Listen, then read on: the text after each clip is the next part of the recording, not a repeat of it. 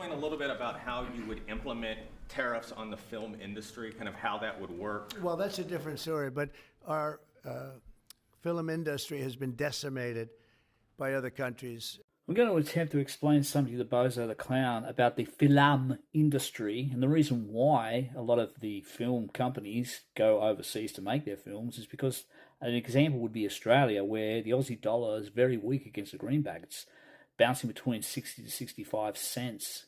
That's all it can buy. So a lot of these film companies will come to Australia because it's just cost effective to do it. We've got the locations, we've got the manpower, we've got the skills. You could save yourself like 30 to 40% just on the Aussie dollar alone. So that's why they tend to move. And one thing that Mango Mussolini has to get through his thick head is that, movie film producers are there to make a profit. That's the name of the game. And making movies these days is risky as hell. Like, they lose shitloads of money. So, if they can save $1 here and there, they're going to do it. Whacking on a 100% tariff ain't going to save your ass, bro. You need incentives to keep them there.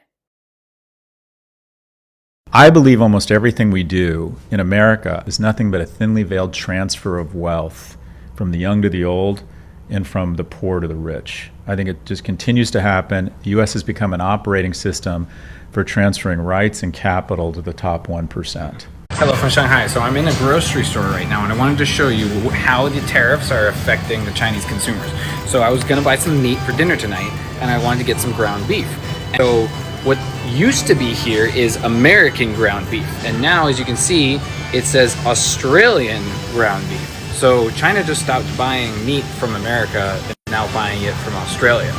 So the whole idea that China is hurting because of the tariffs, they're not, because they just buy from other places, because they're not as dependent on the U.S. Maybe 15% of Chinese imports come from the U.S., and for stuff like this, they'll just go elsewhere. So I guess I'm having Australian beef for dinner tonight instead of American beef. And honestly, because of the food quality, I'd probably trust Australia more than I would America. Also, this beef is 46 RMB, which is about $6 US for the Wagyu beef from Australia. So China ain't hurting, and I guess we're all gonna start eating Australian beef in China now. I'm sure it tastes good.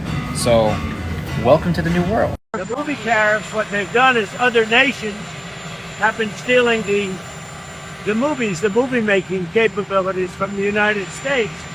And I said to a couple of people, what do you think? I've done some very strong research over the last week, and we're making very few movies now. Hollywood is being destroyed. Now, you have an incompetent, grossly incompetent governor that allowed that to happen, so I'm not just blaming other nations.